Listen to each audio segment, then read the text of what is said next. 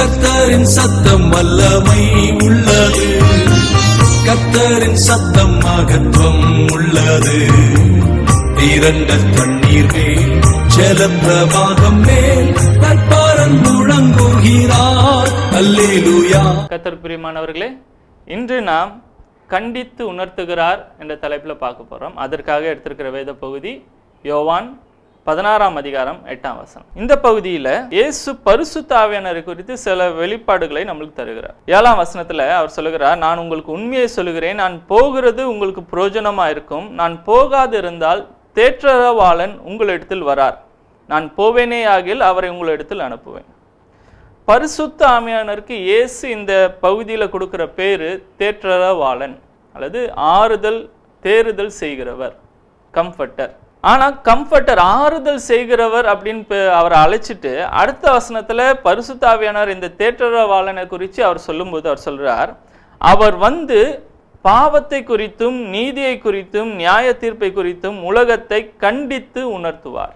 கண்டித்து உணர்த்துவார் அப்படின்ற இந்த பதத்தை வைத்துட்டு பெரும்பான்மையானோர் பரிசுத்த ஆவியானவர் வந்து நம்மளை குற்றஞ்சாட்டுகிறவர், அக்யூஸ் பண்றவர் ரேஞ்சில் அவரை வந்து சித்தரிக்கிறாங்க. குற்றஞ்சாட்டுகிறவன் அப்படி பைபிளில் பேர் கொடுத்ததுக்கு பிசாசுக்கு தான். நம்மை குற்றஞ்சாட்டுகிறது பரிசுத்த ஆவியானவர்ல, பரிசுத்த ஆவியானவர் நமக்கு ஆறுதலும் தேறுதலும் செய்கிறவராக இருக்கிறார். இதே பகுதியில் இயேசு பரிசுத்த ஆவியானவருக்கு திரும்ப திரும்ப ஒரு 4-5 முறை சொல்லுகிறாரு, தேற்றரவாளன், கம்ஃபர்டர் கம்ஃபர்டர் கம்ஃபர்டர், ஆறுதல் செய்கிறவர் என்றுதான் பரிசுத்த ஆவியானவரை இயேசு சித்தரிக்கிறார் இந்த இடத்துல. அப்ப கண்டித்து உணர்த்துகிறார் அப்படின்னு சொல்லும்போது எதை குறித்து கண்டித்து உணர்த்துகிறார்? இந்த 8ஆம் வசனம் சொல்லுது, பாவத்தை குறித்தும் நீதியை குறித்தும் நியாய தீர்ப்பை குறித்தும் உலகத்தை கண்டித்து உணர்த்துவார். இந்த கண்டித்து உணர்த்துவார் என்ற இந்த பதத்தை வந்து கொஞ்சம் விளக்க வேண்டியதா இருக்கிறது. கண்டித்து உணர்த்துவார் அப்படின்னு சொல்லும்போது ஆங்கிலத்தில் இது கன்விக்ஷன் அப்படின்றாங்க. அந்த கிரேக்க பதம் இந்த இடத்துல என்னன்னா, நம்மளை கன்வின்ஸ் பண்றாங்க. நம்ம இது ஒரு காரியத்தை நம்ப மறுக்கும் போது இல்லைன்னா நம்ப முடியாமல் கஷ்டப்படும் போது ஆர்கியூமெண்ட் பண்ணி வாக்குவாதம் பண்ணி இந்த ப்ரூஃப் இருக்கு பாரு, இந்த ப்ரூஃப் இருக்கு பாருங்க அப்படின்னு சொல்லி நம்மளை கன்வின்ஸ் பண்ற காரியத்தை தான் இந்த இடத்துல கன்வின்ஸ் பண்ணுவார். நம்மளுக்கு இந்த காரியத்தை நம்ம நம்ப வைப்பார், நிச்சயத்தை கொடுப்பார் என்ற அர்த்தத்தில் இந்த பகுதியில் சொல்லப்பட்டிருக்கு. ஸோ அவர் செய்கிற பரிசுத்த ஆவியானவரின் கிரியை என்னன்னா, இந்தந்த காரியங்களை குறித்து நம்முடைய இருதயத்தில் அதை குறித்ததான ஒரு நிச்சயத்தை உண்டாக்குகிற வேலையை தான் அவர் செய்கிறார். அது வந்து தீமையான காரியமா இல்லை, நன்மை ஆறுதலை உண்டாக்குகிற ஒரு செயலாக இருக்க போகுது. அப்போ என்ன பாவத்தை குறித்து நீதியை குறித்து நியாய தீர்ப்பை குறித்து இந்த காரியத்தை கொஞ்சம் பார்ப்போமே. பாவத்தை குறித்து அவர் கண்டித்து உணர்த்துகிறவராக இருக்கிறார். பாவம்னா எடுத்தோன்னே நம்ம என்ன சொல்றோம், ஒரு மனுஷன் பாவம் செய்யும் போதெல்லாம் அவனுக்கு மனசு குத்துது. மனசு குத்தும் போது, மனசாட்சி குத்தும் போது அவன் என்ன சொல்றான், இதெல்லாம் பரிசுத்த அவனுடைய கிரியை என்று பொதுவாக நினைக்கிறாங்க. இல்லை, மனசாட்சி என்பது தனியாக தேவன் நமக்கு கொடுத்திருக்கிற ஒரு டூல். நம்முடைய இருதயத்தில், நம்மளுடைய மனதில், நம்முடைய உள்ளான மனிதனில் மனசாட்சியை ஏற்படுத்தினது தேவன். நாம் ரட்சிக்கப்படும் போது செத்த மனசாட்சியாக இருந்த அந்த மனசாட்சிக்கு ஜீவனை கொடுத்து நன்மை தீமை என்ற காரியத்தை நமக்கு தெளிவாக வேதத்தின் ஆதாரத்தில் நம்மளுக்கு காண்பிக்கத்தக்கதான ஒரு கருவியாக இருக்கு. அப்போ பரிசுத்த ஆவியானவரும் பாவத்தை குறித்து கண்டித்து உணர்த்துகிறான்னு சொல்றாரு. இது பரிசுத்த ஆவியானவர் எந்த பாவத்தை குறித்து கண்டித்து உணர்த்துகிறான்னு 9ஆம் வசனத்தில் சொல்லப்படுகிறது. இயேசு சொல்லுகிறார், இந்த உலகம் என்னை இயேசுவை விசுவாசியாதபடியினாலே பாவத்தை குறித்து கண்டித்து உணர்த்துகிறார். பரிசுத்த ஆவியானவர் கண்டித்து உணர்த்துகிற பாவங்கள் அல்ல, ஒரே ஒரு பாவத்தை குறித்து தான் அவர் கண்டித்து உணர்த்துகிறார். மற்ற எல்லா பாவங்களை குறித்து நம்மளுக்கு குற்ற உணர்வு உண்டாவது நம்முடைய மனசாட்சியின் கிரியையா இருக்கிறது. பரிசுத்த ஆவியானவர் நம்மை கண்டித்து உணர்த்துகிற ஒரே ஒரு பாவம் இயேசுவை விசுவாசியாத காரியம்தான், அவ்விசுவாசம்.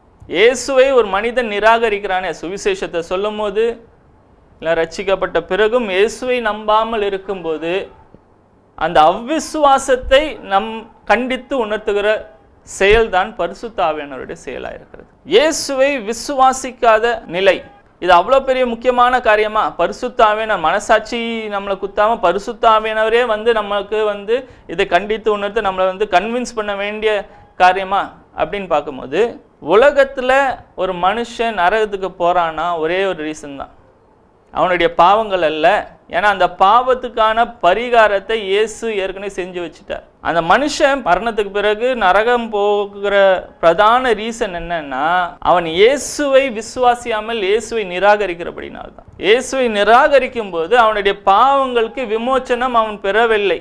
அப்போ அவனுடைய பாவங்களிலே அவன் அழிந்து நரகத்துக்கு போகிறான். இயேசுவை நிராகரித்ததே பெரிய பாவம். அதுதான் தேவனுடைய அன்பு. தேவன் தம்முடைய பெரிதான அன்பிலே தம்முடைய ஒரே பேரான குமாரனை நமக்காக பலியிடும் போது அந்த அன்பை நிராகரிக்கிறது தான் அந்த பாவம். அந்த ஒரு பாவத்தினால்தான் மனுஷன் நரகத்துக்கு போகிறான். ஏன்னா மற்றபடி அவன் செய்கிற எல்லா பாவத்துக்கான பரிகாரத்தை இயேசு சிலுவையில் ஏற்கனவே செய்து வைத்தார். முழு உலகத்தின் பாவத்தையும் சுமந்து தீர்த்த தேவாட்டுக்குட்டி அவர். அவர் ஏற்கனவே சம்பாதித்த அந்த பாவ மன்னிப்பை, ரட்சிப்பை இந்த மனிதன் ஏற்றுக்கொள்ளாதபடினால இவன் அந்த தன்னுடைய பாவத்தில் அக்கிரமத்தில் மரித்து போக. அதனால தான் பரிசுத்த ஆவியானவர் ஒரு உலகத்தையே கண்டித்து உணர்த்துக்கிற கன்வின்ஸ் பண்ணுற காரியம் என்னன்னா, இயேசுவை நம்புங்க, இயேசுவை நம்புங்க, இயேசுவை நம்புங்க. இயேசுவை பற்றி சொல்லும்போது மனிதர்கள் அதை ஏற்றுக்கொள்ளாமல் இருக்கும்போது பரிசுத்த ஆவியானவர் அவங்களுக்கு மனதில் கிரியை செய்வார். நாமளே ரட்சிக்கப்படும் போது நம்முடைய இருதயத்தில் இயேசுவை நம்ப வேண்டும் என்ற அந்த உணர்வையும் அந்த நிச்சயத்தையும் நமக்கு கொடுத்தது, நம்மளை கன்வின்ஸ் பண்ணது பரிசுத்த ஆவியானவருடைய கிரியையா இருக்கு. அவ்விசுவாசம் இருக்கிற எல்லா பாவங்களுக்கும் வேறு அதுதான். எந்த பாவமாக எடுத்தாலும் வச்சுக்கோங்களேன், ஒரு மனிதன் பொய் சொல்லுகிறான்னு வச்சுக்கோங்களேன், பொய் பாவம் எல்லாருக்கும் தெரியும். ஆனால் இந்த பாவத்தில் இதோட வேறு என்னன்னு பார்த்தீங்கன்னா, அவன் தேவனை நம்பவில்லை. ஏதோ ஒரு சூழ்நிலை, அந்த சூழ்நிலையில் தன்னை காப்பாற்றி கொள்வதற்காக அவன் என்ன பண்ணுகிறான், பொய் சொல்லுகிறான். ஏதோ ஆபத்து வரும் என்று நினைத்தோ இல்லைன்னா நன்மை உண்டாகும் என்று நினைத்து அவன் என்ன சொல்றான், ஒரு பொய் சொல்லுகிறான். அந்த நன்மைக்காக அவன் தன்னுடைய திறமையும் மனிதர்களை பிரியப்படுத்துவதையும் சார்ந்து நிற்கிறானே ஒழிய தேவன் எனக்கு நன்மை செய்வார் என்று அவன் நம்பவில்லை. அந்த அவநம்பிக்கையினால தான், அந்த அவ்விசுவாசத்தினால தான் அவன் என்ன பண்றான், பொய்யின் துணையை பிடித்துக் கொள்கிறான். இல்லைன்னா ஒரு தண்டனை வருது, இவன் தானா தப்பு செஞ்சிருந்தானா தேவன் என்னை மன்னிப்பார் என்ற நம்பிக்கை இல்லை. இல்லைன்னா இவன் தப்பு செய்யாம அந்த தண்டனை வரும், ஒரு ஆபத்து வரும்னு நினைக்கும் போது தேவன் இந்த சூழ்நிலையிலும் என்னை காப்பார் என்ற தேவன் மேல் நம்பிக்கை இல்லாதனால தான் அவன் என்ன பண்ணான், பொய்யை சாருக்கிறவன். அது மாதிரி எந்த பாவத்தையும் எடுத்துக்கொள்ளுங்களேன், எல்லா பாவத்துக்கும் வேறு என்னன்னா, தேவனை அந்த சூழ்நிலைக்காக அந்த நன்மைக்காக நாம் விசுவாசியாமல் இருப்பது தான் காரணம். அதனால்தான் நாம் பாவத்தை சார்ந்தவர்களாக இருக்கிறோம். வேதம் சொல்லுகிறது, இயேசு நம்மை போலவே சோதிக்கப்பட்டு எல்லா சோதனையிலும் அவர் என்ன பாவம் இல்லாதவராக இருந்தார். நம்ம சொல்ல இயேசுக்கு எப்படிங்க நம்ம போலவே சோதனை வந்துச்சு அப்படின்னு போனால், நம்மளுக்கு முதல்லே தெரியும், மத்தேயு 4ஆம் அதிகாரத்தில் முதல் பகுதியில் நம்ம பார்க்குறோம், இயேசு வனாந்தரத்துக்கு போய் அவர் என்ன பண்ணுறாரு, 40 நாள் உபவாசித்து ஜெபம் பண்ணுற நேரத்தில் பிசாசானவன் சோதனைக்காரன் சோதிக்கிறானா. அவன் கொடுக்குற சோதனைகள்ல என்னன்னா, நம்ம என்ன நினைப்போம், அவன் அப்பத்தை பசியா இருக்கிறதுனால இந்த கல்லை அப்பமாக்குங்க அப்படின்னு அவன் சோதிக்கிறான், பசியினால அவன் சோதிக்கிறான் அப்படின்னு நினைக்கிறோம். ரெண்டாவது என்ன பண்ண நினைக்கிறோம், தேவாலயத்து மேலே கொண்டு போய் நீ கீழே குதிச்சு பாரு, பெருமை உண்டாகுதா, அந்த பெருமையினால சோதிக்கிறான் அப்படின்னு நம்ம நினைக்கிறோம். அடுத்தது என்ன, முழு ராஜ்யத்தையும் காமிச்சிட்டு நீ என்னை தாழ பணிந்து கொண்டால் நான் இந்த முழு ராஜ்யத்தையும் உனக்கு கொடுப்பேன் அப்படின்னு சொல்லும்போது இந்த உலக பொருள்கள் ஆஸ்தியை வச்சு இயேசுவை சோதித்தான் என்று நினைக்கிறோம். இதெல்லாம் அவருக்கு ஒரு சோதனையா இருந்திருக்க அவசியம் இல்லை. அந்த ஒரு கல்லை அப்பமா மாத்தினது தப்பா இருந்திருக்காது. ஆனா அதுல முக்கியமான காரணம் என்னன்னா, 3 சோதனைகளையும் பார்க்கும்போது அவன் ஆரம்பிக்கும் போதே என்ன சொல்றான்னா, நீர் தேவனுடைய குமாரனே ஆனால். சாதாரணமா பசிச்சதுன்னு அந்த கல்லை அப்பமா மாத்தி இருந்தா அது ஒரு பெரிய குற்றம் அல்ல. ஆனா தேவனுடைய குமாரனே ஆனால், நான் தேவனுடைய குமாரன் தான் ப்ரூவ் பண்ணதுக்காக அதை பண்ணிருந்தா அது அவ்விசுவாசத்தை காண்பிக்கிறதா. அந்த கல் அப்பமா மாறினாதான் நான் தேவனுடைய குமாரன், இல்லைன்னா நான் கீழே குதிக்கும் போது தேவதூதர்கள் என் காலை ஏந்தினாதான் நான் தேவனுடைய குமாரன், எனக்கு இந்த ராஜ்யங்கள்லாம் சொந்தமானாதான் நான் தேவனுடைய குமாரன் அப்படின்னு ப்ரூவ் பண்ண அவசியம் இல்லை. இப்போ இயேசுக்கே கொடுத்த சோதனை என்னன்னா, நீ தேவ பிள்ளையா. மாம்சத்துல இயேசு இருக்கும்போது வேத வசனம் சொல்லுது, அவர் ஞானத்தின் சின்ன பிள்ளையா இருக்கும்போது ஞானத்திலும் வளர்த்திலும் தேவ கிருபையிலும் மனுஷ தேவிலும் நாளுக்கு நாள் விருத்தி அடைந்தார். அவரே ஞானம், ஆனாலும் அவர் ஞானத்துல வளர வேண்டிய அவசியமா இருந்துதான். பூமியில வரும்போது எல்லாவற்றையும் பிறந்த உடனே எந்திரிச்சு நின்று வேத வாக்கியங்களை அப்படியே எடுத்து சொல்ற குழந்தையா அவர் பிறக்கல. எல்லா குழந்தைகளை போல சாதாரண குழந்தையா வளர்ந்து அவர் ஞானத்திலும் வளர்த்தியிலும் தேவகிருபையிலும் மனுஷ தேவையிலும் நாளுக்கு நாள் விருத்தி அடைந்தார். வளர்ச்சி இருந்தது. இந்த விசுவாசத்திலும் நான் தேவனுடைய பிள்ளைதான் என்பதை அவங்க சொல்லியிருப்பாங்க. மரியாள் சொல்லியிருப்பாங்க. அவர் வேத வாக்கியங்களை தன்னை குறித்து இருக்கிற வெளிப்பாடுகளை அவரும் படிச்சிருப்பாரு. தான் தேவனுடைய குமாரன் தான் என்பதை வேதத்தின் அடிப்படையில் தேவன் தன்னுடைய இருதயத்தில் கொடுக்கிற அந்த நிச்சயத்தின் அடிப்படையில் அவர் அறிந்திருப்பார். ஆனால் அவங்க பிசாசு வந்து ஊழியத்தின் ஆரம்பத்தில் சோதனையே கொடுத்தது என்னன்னா இந்த சோதனை தான். நீ தேவனுடைய குமாரனே ஆனால் அதுதான் சோதனை. அந்த அவ்விசுவாசத்தின் பலனாக நான் என்ன சொல்றான், கண்களை நிச்சய, மாம்சத்தின் நிச்சய, ஜீவனத்தின் பெருமையை கொண்டு வருகிறான். எல்லா பாவத்துக்கும் வேறு இதுதான் அவ்விசுவாசம். இதே காரியத்தை தான் பார்க்குறோம். அவனுடைய வேற தந்திரமே இல்லை. ஆரம்பத்தில் ஆதாம் ஏவாளுக்கு கொண்டு வந்திருக்க சோதனையும் அதுதான். ஏற்கனவே தேவனுடைய சாயலிலும் தேவனுடைய ரூபத்தின்படியும் உண்டாக்கப்பட்ட அவர்களிடத்துல நீங்க இதை சாப்பிட்டீங்கன்னா தான் நீங்க தேவனை போல ஆவீர்கள் அப்படின்னு சொல்றோம். அவங்களுடைய பாவம் என்ன, அந்த கனியை புசித்ததல்ல, அதை காட்டிலும் தேவன் ஏற்கனவே அவங்களுக்கு கொடுத்திருக்கிற அந்த சாயலையும் அந்த தேவனுடைய குணாதிசயம் தன்னிடத்தில் இருக்கும்போது நாம் தேவனை போல இல்லை என்ற அந்த அவ்விசுவாசம் தான் அவங்க வந்து அதை பறித்து சாப்பிட்டு நான் தேவனை போல ஆக வேண்டும் என்ற எண்ணத்தை கொண்டு வந்து பாவ செயலாய் மாறிவிட்டது. கண்களின் நிச்சய, மாம்ச நிச்சய, ஜீவனத்தின் பெருமை மூலமாக அவன் சாதிக்க நினைக்கிறது என்னன்னா, நான் தேவனை விசுவாசிக்க கூடாது, நம்பாம இருக்கணும். இந்த அவ்விசுவாசம் தான் ஒரு மனுஷனை வந்து நரகத்துக்கு தள்ளுமே இல்லையா, அவனுடைய பாவ செயல்கள் இல்லை. ஏன்னா பாவம் ஒரு மனுஷன் செஞ்சுட்டானா அவன் இதை உணர்ந்த உடனே தேவனிடத்துல போய் மனம் திரும்பி ஆண்டவரே நான் செய்தது தப்பு என்று சொன்னால் அந்த பாவத்துக்கு இப்போ ஏற்கனவே பரிகாரம் செய்து விட்டபடினாலே இயேசுவின் ரத்தம் சகல பாவங்களையும் நீக்கி அந்த மனுஷனை கழுவி சுத்திகரிக்கிறது. ஆனா இயேசுவை நீங்க நம்பாம போயிட்டீங்கன்னா உங்களுக்கு வேற அந்த பாவத்துக்கான பரிகாரத்தை உங்களால் பெற்றுக்கொள்ள முடியாது. ஆனால் தான் பரிசுத்த ஆவியானவர் வந்து நம்முடைய இருதயத்தில் நம்மிடத்தில் கன்வின்ஸ் பண்ணுற காரியம் என்னன்னா, இயேசுவை நம்பணும். எந்த தப்பு செய்யும்போது தப்பு செஞ்சிட்டேன்னு இல்லை, இந்த தப்புல நீ ஏன் தேவனை நம்பாம போயிட்ட அப்படின்னு தான் இந்த பரிசுத்த ஆவியானவர் நம்மகிட்ட வந்து நம்முடைய இருதயத்தில் பேசுகிறவராக இருக்கிறார். இப்படி தப்பு செஞ்சிட்டே அப்படின்னு நம்மளை குற்ற மனப்பான்மை வருது நம்மளுடைய மனசாட்சி. ஆனால் அந்த தப்பு செய்யும்போது செஞ்சதுக்கு அப்புறம் இந்த தப்புல ஏன் என்னை நம்பாம போயிட்ட அப்படின்ற ஒரு உணர்வை கொடுக்கிறது. தேவனை நான் சார்ந்திருக்கலாமே அப்படின்னு நம்மளை உற்சாகப்படுத்தி தேவனிடத்தில் திருப்புகிற காரியம் தான் பரிசுத்த ஆவியானவர் செய்கிற கிரியையா இருக்கிறது. அவர் தேற்றரவாளன், குற்றஞ்சாட்டுகிறவராய் அல்ல. எப்ப பாவத்தில் விழுந்த நீ தேவனிடத்தில் ஏன் திரும்பாம போகிற, தேவனிடத்தை நம்பி பாரு அப்படின்னு நம்மளை உற்சாகப்படுத்தி தேவனிடத்தில் சேர்க்கிறவர் தான் பரிசுத்த ஆவியானவர். ரெண்டாவதாக பார்க்கிறோம், யோவான் 16ஆம் அதிகாரத்துல வேற எதை குறித்து அவர் கண்டித்து உணர்த்துகிறார்? அவ்விசுவாசமாகிய பாவத்தை குறித்து கண்டித்து உணர்கிறார். இயேசுவை நீங்க நம்பணும், இயேசுவை நீங்க நம்பாம போகாதீங்க அப்படின்ற காரியத்தை நமக்கு உணர்த்துகிற கிரியை பரிசுத்த ஆவியானவர். ரெண்டாவதாக அவர் எதை கண்டித்து உணர்த்துகிறார்னா, நீதியை குறித்து கண்டித்து உணர்த்துகிறவராக இருக்கிறார். நல்லா கவனிக்கணும், அநீதியை குறித்து அல்ல, நீதியை குறித்து கண்டித்து உணர்த்துகிறவராக இருக்கிறார். நீதினா என்னது? நீதிமான், தேவனுக்கு முன்பாக நிற்கிற தகுதி உடையவன். நம்மளை கன்வின்ஸ் பண்ற காரியம் என்னன்னா, நீ பாவி அநீதி உள்ளவன் அப்படின்னு இல்லை, நீ நீதிமான் என்பதை நம்மளை கன்வின்ஸ் பண்ண வேண்டியது அவசியமா இருக்கு. நிறைய பேர் அதையே ஏற்றுக்கொள்ள முடியல. ரட்சிக்கப்பட்ட பிறகும் கிறிஸ்தவனா மாறின பிறகும் நான் நீதிமான் பாட்டு பாடிடுவாங்களே இல்லையா, ஆனால் நான் நீதிமான் என்பதை அவர்கள் நம்புகிறார்களா அப்படின்னு பார்த்தா நிறைய பேருக்கு தடுமாற்றம் தான். அதை நம்மகிட்ட கன்வின்ஸ் பண்ணது ஆர்கியூ பண்ணி வேத வாக்கியங்களை நம்மளுக்கு வெளிப்படுத்தி நான் நீதிமான் தான், தேவன் என்னை பாவியாக பார்க்கவில்லை, என்னை இயேசுவின் இரத்தத்தினால் கழுவப்பட்ட, இயேசுவின் இரத்தத்தினால் சம்பாதிக்கப்பட்ட தேவ பிள்ளையாய் பார்க்கிறார் என்பதை அந்த நிச்சயம் எனக்கு இருக்கும்படியாக விரும்புகிறது தான் தேவனுடைய பரிசுத்த ஆவியானவருடைய வேலை. அவர் நீதியை குறித்து அவர் கண்டித்து உணர்த்துகிறார். அதுக்கான காரியத்தை வசனம் சொல்லுது பாருங்க, 10ஆம் வசனம், நீங்கள் இனி என்னை காணாதபடிக்கு நான் என் பிதாவினிடத்திற்கு போகிறபடியினாலே நீதியை குறித்து அவர் என்ன பண்ணுகிறாரா? கண்டித்து உணர்த்துவார். இயேசு பிதாவினிடத்தில் போகிறார்.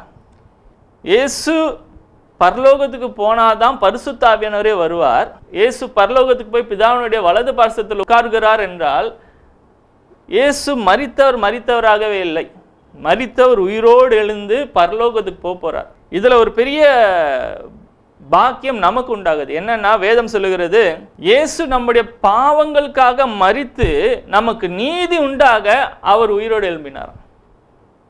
அவர் உயிரோடு எழும்பாவிட்டால் நான் எனக்கு நீதி கிடையாது. என்னுடைய பாவத்தின் பரிகாரத்தை தண்டனை அனுபவித்தவர் உயிரோடு எழும்பாவிட்டால் அப்போ நான் அந்த பாவத்தின் தண்டனை முடியல, இன்னும் தண்டனையை அனுபவித்து கொண்டே இருக்கிறார் என்று அர்த்தம். அந்த பாவ தண்டனை அனுபவித்து முடித்து பனிஷ்மெண்ட்லாம் முடிஞ்சு போச்சு, இனிமே எனக்கு பனிஷ்மெண்ட் வேற இல்லை, என் பனிஷ்மெண்ட்டை இன்னும் இயேசு அனுபவிக்கிறவரா இல்லை. பாவத்தின் சம்பளம் மரணம். அந்த மரணத்தை அனுபவித்தவராக மரண தண்டனை முடிந்து அவர் உயிரோடு எழுந்துட்டார்.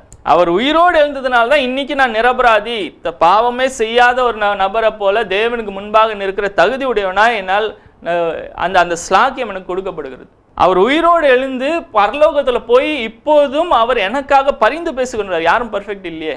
நான் இன்னைக்கும் நம்ம சொல்வேன், நான் அப்பப்போ தப்பு செஞ்சிடறேனே, விழுந்துடுறேனே, தேவன் எதிர்பார்க்குற உகந்த அந்த ஸ்டாண்டர்டில் என் வாழ்க்கை இல்லையே அப்படின்னு சொல்லும்போது இன்னைக்கும் நான் எப்படி நான் பரலோகத்துக்கு போகிற தகுதி எனக்கு இருக்கு, இல்லை தேவனுக்கு முன்பாக நான் நின்று அவர்கிட்ட பேச கேட்க எனக்கு என்ன தகுதி இருக்கு அப்படின்னு பார்க்கும்போது அந்த நீதியை எனக்கு கொடுக்கும்படியாக அவர் எனக்காக பரிந்து பேசிக்கொண்டு இருக்கிறார்.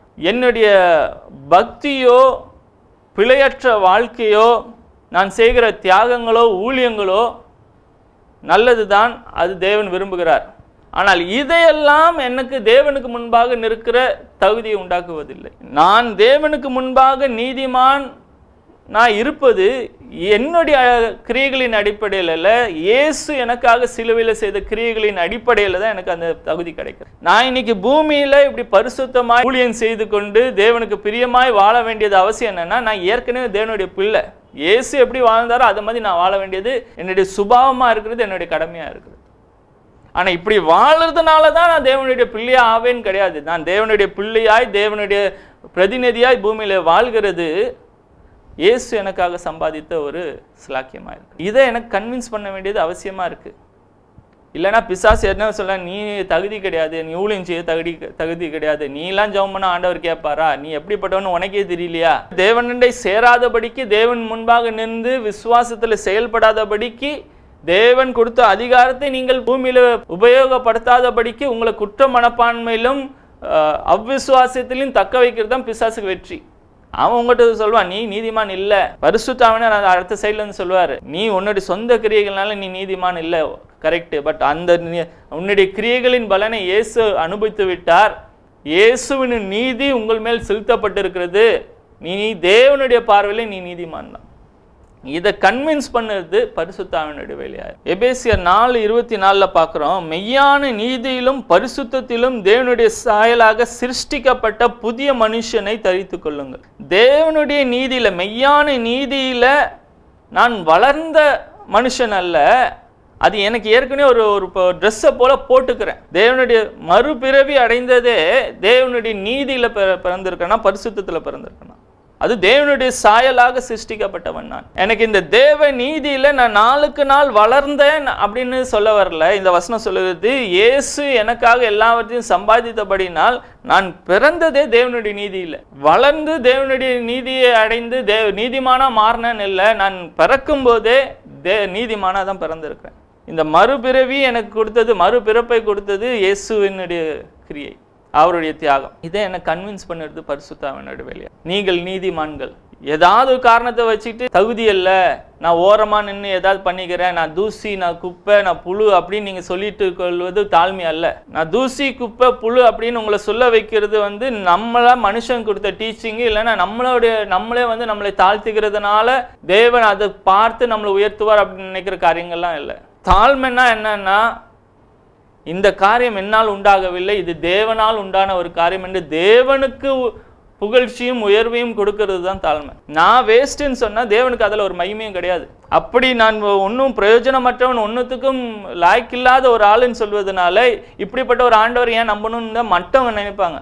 இல்லைப்பா, இப்படிப்பட்ட ஒரு ஆளாக கர்த்தர் உயர்த்துகிறாரே அப்படின்னு தேவனுக்கு மகிமை கொடுத்து தேவனுக்கு சாட்சியை நான் நிற்பது தான் தேவன் விரும்புகிற ஒரு காரியம். நீங்கள் நீதிமான்கள். இயேசு உயிரோடு எழுந்தது உண்மையானால் நீங்கள் நீதிமான்கள். நம்முடைய பாவங்களுக்காக மரித்து அவர் நமக்கு நீதியை கொடுக்கும்படியாக உயிர்த்தெழுந்தவர். நாம் நீதிமான்கள் என்பது நாம் அறிந்து தேவன் என்னை ஏற்றுக்கொள்கிறார், தேவன் என்னை பயன்படுத்துகிறார், தேவன் எனக்கு அதிகாரம் கொடுத்திருக்கிறார், அவருடைய வல்லமை எனக்குள்ளாக இருக்கிறது, அவர் என்னில் வாசம் செய்கிறார் என்ற நிச்சயத்தை நம்மளுக்கு கொடுப்பது பரிசுத்தாவினுடைய கிரியையா. மூணாவது பார்க்கிறோம், பரிசுத்தாவினர் வேற எதை குறித்து கண்டித்து உணர்த்துகிறார்னா, வசனம் சொல்லுது, அவர் நியாய தீர்ப்பை குறித்து கண்டித்து உணர்த்துகிறவரா இருக்கிறார். என்ன நியாய தீர்ப்புனா கவனிங்க, 11ஆம் வசனம் சொல்லுது, இந்த உலகத்தின் அதிபதி நியாயம் தீர்க்கப்பட்டபடினாலே நியாய தீர்ப்பை குறித்தும் கண்டித்து உணர்த்துவார். இந்த பகுதியில் பரிசுத்தாவினர் நமக்கு நியாய தீர்ப்பு இருக்கு என்ற காரியத்தை குறித்து பேசவில்லை. எதை குறித்து கண்டித்து உணர்த்துகிறார்னா, பிசாசு, உலகத்தின் அதிபதியாகிய பிசாசு நியாயம் தீர்க்கப்பட்டான், ஏற்கனவே அவனுக்கு நியாய தீர்ப்பு உண்டாயிடுச்சு,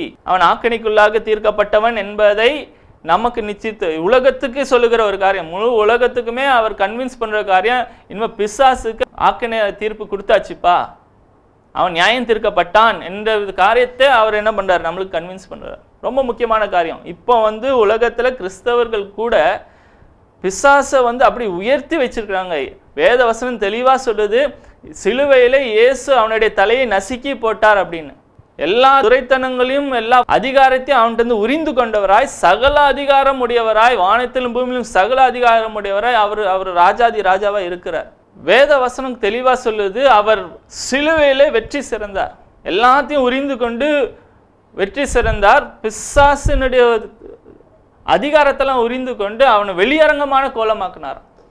அதாவது ஒரு பழைய காலத்துல ஒரு ராஜா எதிரி நாட்டு ராஜா தோற்கடிச்சிட்டு, தோற்கடிக்கப்பட்ட ராஜா ஊர்வலமா அந்த நாட்டில் கொண்டு வருவாங்களாம். கட்ட விரல் பெருவிரல்லாம் கட் பண்ணிட்டு நிர்வாண கோலமா அவனை ஊர்வலமா கொண்டு எதுக்குன்னா, மக்கள் பார்த்து இனிமே அவனால பட்டயத்தை எடுக்க முடியாது, கால் பெருவிரல் வெட்டப்பட்டதுனால அவனால ஓட முடியாது, அவனால ஆபத்து இல்லை என்பதை மக்கள் கண்டு அவங்க பயம் நீங்கி தைரியத்தோடு வாழ வேண்டும் என்ற எண்ணத்தினால அப்படி ஊர்வலமாக கொண்டு வருவாங்க.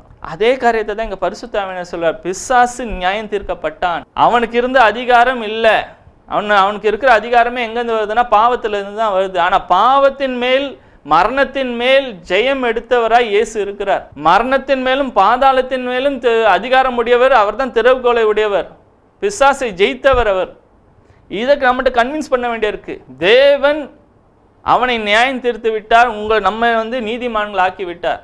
இதை கன்வின்ஸ் பண்ண வேண்டியது பரிசுத்தாவினுடைய வேலை. இதில் முக்கியமான காரியம் என்னன்னா, அவன் நியாயம் தீர்க்கப்பட்டான் என்பதை நாம் அறிந்திருக்கும் போது தான், அந்த காரியத்தில் நம்ம கன்வின்ஸ் ஆனாதான் என்னுடைய அதிகாரத்தை நான் செயல்படுத்துகிறவனா இருப்பேன். நாம் தேவனுடைய பிள்ளைகளாய் பூமியில அவருடைய ராஜ்யத்தை நம்ம ஸ்தாபிக்கணும்னா, பிசாசு அவன் தோற்கடிக்கப்பட்டான், அவனுக்கு இன்னும் அதிகாரம் இல்லை என்பதை நம்மளுக்கு தைரியப்படுத்தி, அவர் சொன்னார்லே, என்னுடைய நாமத்தினாலே நீங்கள் போய் பிசாசுகளை துரத்துவீர்கள், வியாதியசு மேல் கைகளை வைப்பீர்கள், ஜனங்களை அந்தகார இருளில் நின்று ஆச்சரியமான ஒளியினிடத்துக்கு அழைத்து அவர்களை சீஷராக்குங்க, சுவிசேஷத்தை சொல்லுங்க, தேவனுடைய ராஜ்யத்தை நீங்க ஸ்தாபிங்க, என்னுடைய நாமத்தில் செய்யுங்க அப்படின்னு சொல்லி அதிகாரத்தை கொடுத்து நமக்கு அனுப்பி இருக்கிறாரு. அந்த அதிகாரத்தை நம்ம செயல்படுத்தணும்னா பிசாசின் மேல் நமக்கு அதிகாரம் உண்டு. பிசாசு தோற்கடிக்கப்பட்டவன், அவன் நியாயம் தீர்க்கப்பட்டாயிற்று என்பதை நான் அறிந்திருக்க வேண்டும், கன்வின்ஸ் ஆயிருக்கணும்.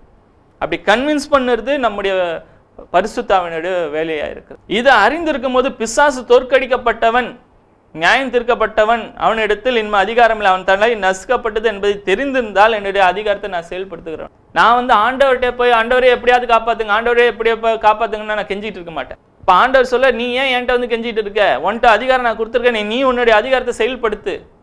ஒரு பலவீனம் இருந்தால் இந்த இயேசு நாமத்தினால இந்த பலவீனமே வெளியேறுன்னு சொல்லுவேன், சரீரமே பலப்படு சுகமாகுன்னு சொல்வேன்.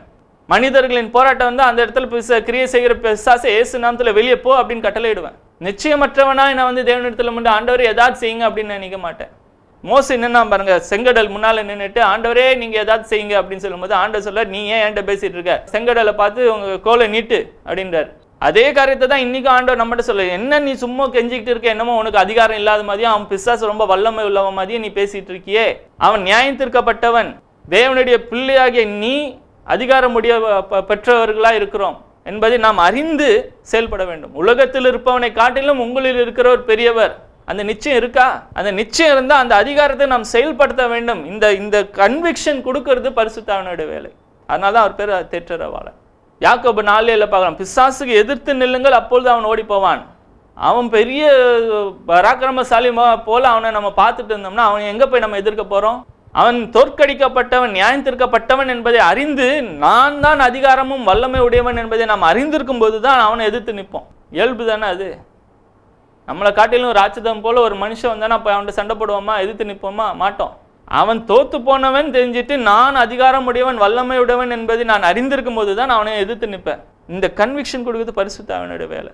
எபேசியர் 1:19 பார்க்கிறோம், தேவனை இயேசுவை விசுவாசிக்கிற ஒவ்வொருத்தருடைய இருதயத்துல இயேசுவை மரணத்திலிருந்து உயிரோடு எழுப்பின அதே மகத்துவமான வல்லமை நம்முடைய இருதயத்தில் கொடுக்கப்பட்டிருக்கான்.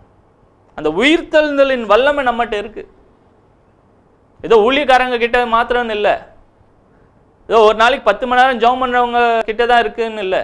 ஒவ்வொரு விசுவாசி, நீங்க இயேசுவை விசுவாசிக்கிறீங்களா, உங்களுக்குள்ளாக உயிர்த்தெழுதலின் வல்லமை இருக்கு. அந்த வல்லமை சாதாரண வல்லமை இல்லை, இயேசுவையே மரணத்திலிருந்து உயிரோடு எழுப்பி பிதாவின் வலது பார்சத்தில் உட்கார வைத்து எல்லாவற்றையும் அவருடைய பாதத்துக்கு கீழாக்கி போட்ட அந்த வல்லமை உங்களுக்கும் எனக்குள்ளாகவும் இருக்கு.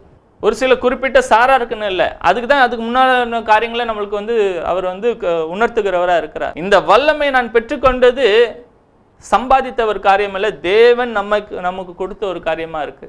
எப்போ இயேசுவை விசுவாசிக்கும் போது. நம்பவே முடியல நிறைய பேருக்கு. அது வல்லமை உள்ள ஒரு ஊழியக்காரர், அவங்களுக்கு தான்ப்பா வல்லமெல்லாம் இருக்கும். அவங்க ரொம்ப ஜெபம் பண்றாங்க, அவங்களுடைய கிரியைகளின் அடிப்படையில் தான் அவங்களுக்கு அந்த வல்லமை கொடுக்கப்பட்டதுன்னு நம்ம நினைக்கிறோம். கிரியைகள் முக்கியம், ஆனால் கிரியைகளின் அடிப்படையில் தேவன்கிட்ட எதையும் சம்பாதிக்க முடியாது. உலகத்தில் தான் பர்ஃபார்மன்ஸ் பேஸ் பண்ணி சம்பளத்தையோ ப்ரொமோஷனோ ஹைக்கோ சம்பள உயர்வையோ பெற்றுக்கொள்வார்கள். தேவனிடத்தில் போய் நான் இப்படி இவ்வளோ உபவாசம் பண்ணியிருக்கேன், இவ்வளோ நான் ஊழியம் செஞ்சுருக்கேன், இவ்வளோ தியாகம் பண்ணியிருக்கேன், அதனால எனக்கு இது வல்லமை தாங்க அதை தாங்கன்னு கேட்க முடியாது. அது பேர் கூலி. தேவன் நமக்கு கொடுக்குற எல்லா காரியமும் கிருபையின் அடிப்படையில் கொடுக்குறார். ஏன்னா அவருடைய ஸ்டாண்டர்டு நான் இல்லையே, என்னுடைய இந்த கிரியைகளின் அடிப்படையில் தாங்க அப்படின்னு கேட்குற அளவுக்கு யாரும் பர்ஃபெக்ட் கிடையாது. அவருடைய ஸ்டாண்டர்ட் ரொம்ப ஹை. அவர் கிருபையின் அடிப்படையில் கொடுத்தாதான் எதையும் நான் பெற்றுக்கொள்ள முடியும். அவர் கிருபையை எல்லாருக்குள்ளேயும் கொடுக்குறார். ஆனால் அந்த வல்லமை யாருக்கு பெற்றிருக்காங்கன்னா இயேசுவை விசுவாசிக்கிறவர்கள் பெற்றிருக்கிறார்கள். உங்களுக்குள்ளாக தேவனுடைய வல்லமை இருக்கு, பிசாசுகளை துரத்துகிற வல்லமை இருக்கு, வியாதியஸ்தர்களை குணமாக்குற வல்லமை இருக்கு, உலகத்தையே ஜெயிக்கிற வல்லமை இருக்கு என்பதை உங்களுக்கு கன்வின்ஸ் பண்ணுவது பரிசுத்த ஆவியானவருடைய வேலை. முழு உலகத்துக்கும் கண்டித்து உணர்த்துகிற ஒரு காரியமா இருக்குது. கடைசியா ஒண்ணு பார்க்கிறோம், பரிசுத்த ஆவியானவர் விசுவாசிகளுக்குன்னு ஸ்பெஷலா ஒரு காரியத்தை செய்கிறார். என்னன்னா 13ஆம் வசனத்துல பார்க்கிறோம், சத்திய ஆவியாக அவர் வரும்போது சகல சத்தியத்திற்குள்ளும் உங்களை நடத்துவார். அவர் என்ன செய்கிறார்னா நடத்துதல், கைடன்ஸ். உலகத்துல நிறைய காரியங்கள் நம்மளுக்கு எல்லாமே பைபிள்ல இல்லையே. எனக்கு 2 வேலை இருக்கு, கிடைச்சிருக்கு, 2 இன்டர்வியூ போயிருக்கேன், 2 இடத்துல எனக்கு வேலை கிடைச்சிருக்கு. எந்த வேலைக்கு போகணும்னு பைபிளில் நான் பார்த்து எங்கேருந்து கண்டுபிடிப்பேன்? ஏன்னா என்னுடைய மனித அறிவில் எனக்கு இது பெட்டராக இருக்குது, அது பெட்டராக இருக்குது, இங்கே அதிகமாக சம்பளம் தராங்க, இந்த கம்பெனி பெரிய பேருடையதாக இருக்குது அப்படின்னு. ஆனால் தேவனுடைய சித்தம் என்ன என்பதை எனக்கு வெளிப்படுத்துகிறது பரிசுத்த ஆவியானவருடைய கிரியையாக இருக்கிறது. இன்வர்ட் விட்னஸ் அப்படின்னு வேதம் சொல்லுகிறது. அதுக்கு ரோமர் 8ஆம் அதிகாரத்தில் நம்ம பார்க்குறோம். அதை 15ஆம் வசனம் 16ஆவது வசனத்தில் நம்முடைய உள்ளுணர்வுகள் மூலமாக அவர் நம்ம என்ன பண்ணுறாராம், கன்வின்ஸ் பண்ணுகிறாராம்.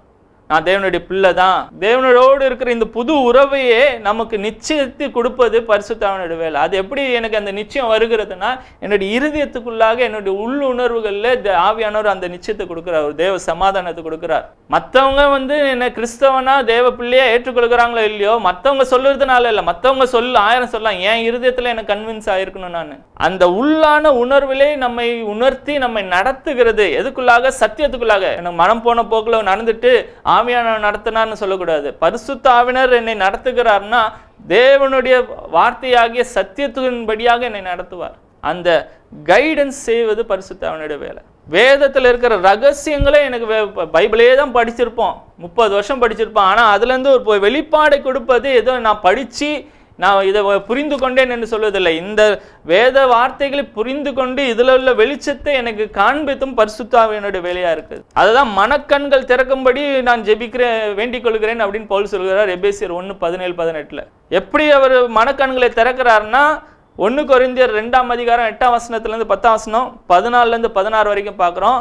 தேவனுடைய கிறிஸ்துவின் சிந்தையை நமக்கு கொடுக்கத்தக்கதாக இந்த வேதத்திலிருந்து வெளிப்பாடுகளை தருகிறது பரிசுத்த ஆவியானவருடைய வேலை. என்னுடைய மைண்டை நான் உலக அறிவின் படியாக அல்ல, என்னுடைய அனுபவத்தின் படியாக அல்ல, வேதத்தின்படியாக வேதத்தில் தேவன் என்னை குறித்து என்ன சொல்லுகிறார் என்பதை நான் அறிந்து கொள்ளும்படி என் மனதை புதிதாக்குவதும் பரிசுத்த ஆவியினுடைய வேலை.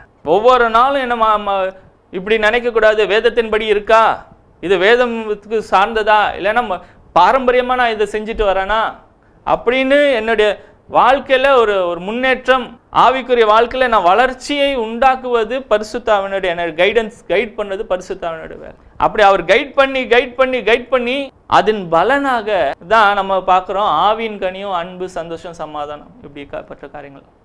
ஆவிக்குரிய பண்புகள் என்னில் வெளிப்படுவது நான் ஆவிக்குரிய பண்புகளுக்காக நான் பிரயாசப்படணும் இல்லை, பரிசுத்த ஆவியானவர் என்னில் கிரியை செய்ய அது கனியாக வருது, ஆட்டோமேட்டிக்காக தானாக வெளிப்படும். இதுதான் பரிசுத்த ஆவியானோட கிரியையாக இருக்குது, கைடன்ஸ். அவர் குற்றம் சாட்டுகிறவர் அல்ல, அவர் ஆறுதல் தருகிறவராக இருக்கிறார். உங்கள் பாவங்களுக்காக இயேசு பரிகாரம் செய்து விட்டார். அவங்கள விசுவாசிச்சா போதும், நீங்கள் நீதிமான்கள். தேவனுடைய பார்வையில் நீங்கள் நீதிமான்கள். பிசாசுக்கு அதிகாரம் இல்லை. அவனுடைய அதிகாரத்தை இயேசு ஏற்கனவே பறித்து விட்டார், அவனுடைய தலையை நசுக்கி விட்டார். இப்பொழுது தேவனுடைய பிள்ளையாய் இருக்கிற நீங்க இந்த பூமியில அவருடைய பிள்ளையாய் இந்த பூமியில வாழ்வதற்கு அவர் நமக்குள்ளாகவே வாசம் செய்து நம்மை நடத்துகிற தெய்வமாக பரிசுத்த ஆவியானவர் நம்மில் வாசம் செய்கிறார். பரிசுத்த ஆவியானவரை பெற்றுக்கொள்ளுங்கள்.